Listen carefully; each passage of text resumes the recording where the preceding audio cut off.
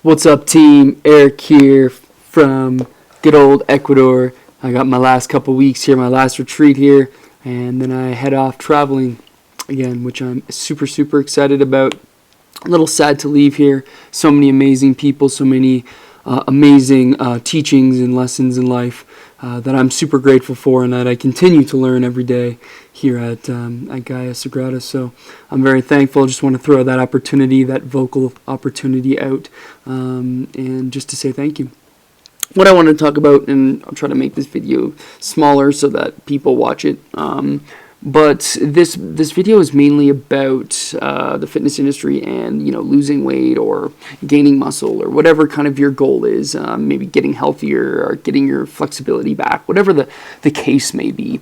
I remember back in the day when I was running my gym, and I ran programs, something called a 6-week challenge, and not even just the challenge itself, but also to when people are starting up on a new program and this new lifestyle, and they want to do something for themselves, and they need to get healthier in the sense of maybe society has told them this, but excuse me. But what I see as a trend with these people, and a lot of people, I'll be honest with you. I mean but which I think is not, I want to say completely fine, but is just the natural part of our world right now, is people getting started and seeing results and then not being able to maintain them, of course, right? So they fall back into their old habits and things like this, and it happens again and again, and they make mistakes again and again, and they feel fail. They feel like they failed.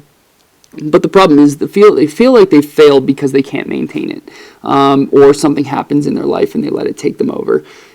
So the thing I want you to realize, if you're the type of person, or you are the person that has failed many times with getting in shape, or getting stronger, more flexible, whatever your goal is, whatever your why is, whatever the reasons for doing these things in your human experience, is that 9 times out of 10 you've probably gotten results. True? Like, you've gotten results, you've made it, you've seen what you can do when you dedicate yourself to something. And then what happens is you don't continue to maintain it. But what I want you to realize is that you have done it. I think we kind of just look at the negatives. I don't think we look at the negatives. If you're a person of the mind plays these games with you. It likes resistance. And for some of us that are very mind-centric, we tend to, depending on our own personality types, our life, and how much we attach to it, sometimes we think negatively about situations versus somebody that is a mind-centric person that's more positive. Regardless of that, you have to look at kind of the facts, or the balance. And the balance is, what actually happened.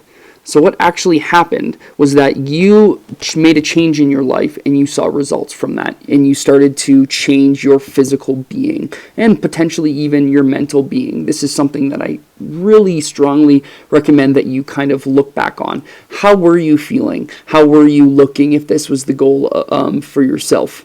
And then just realize that you did it, and that what's more important is why did you stop?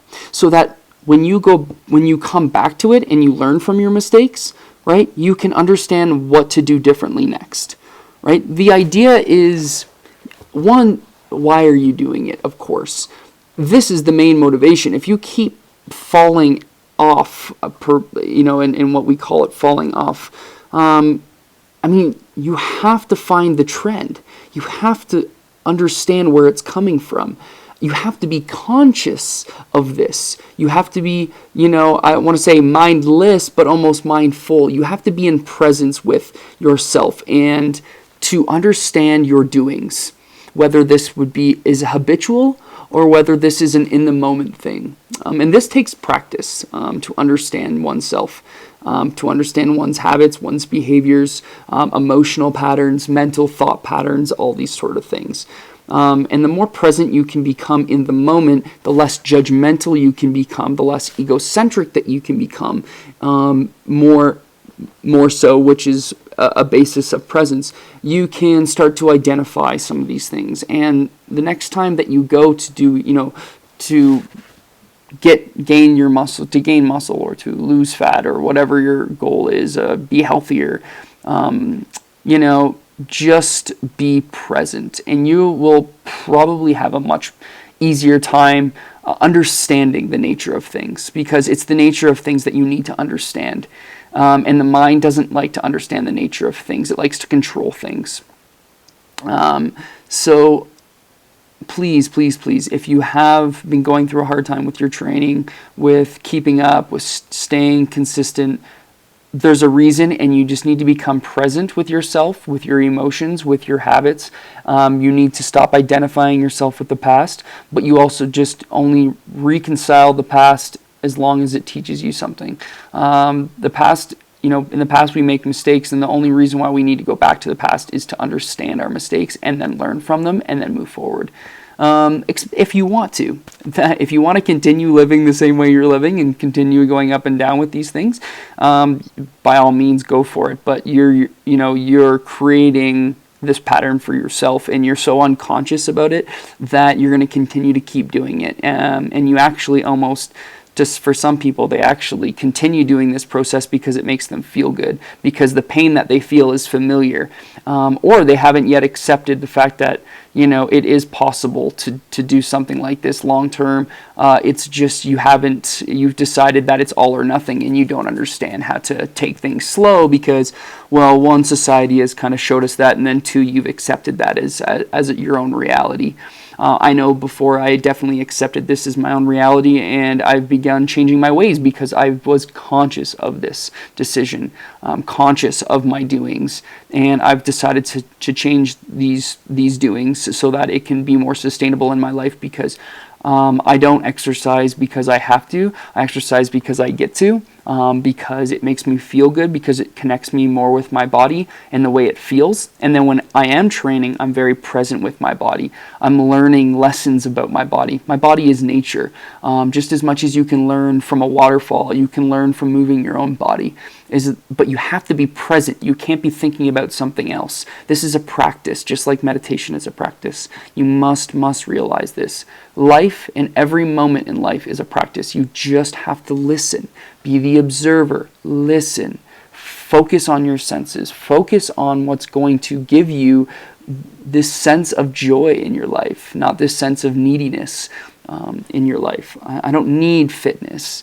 I get the opportunity to be fitness and to be a mover of my own body, and to feel this connection and this, continual reconnection, this continual learning and teaching of it. So, guys, I hope this video helps you if you've kind of been going on that path. And this doesn't need to be into fitness. This can be anything that you do. For real, this can be anything. Please relate this to something in your life that you've kind of come back and forth between, and kind of have a conscious, be more conscious of your presence in your time. All right? Peace.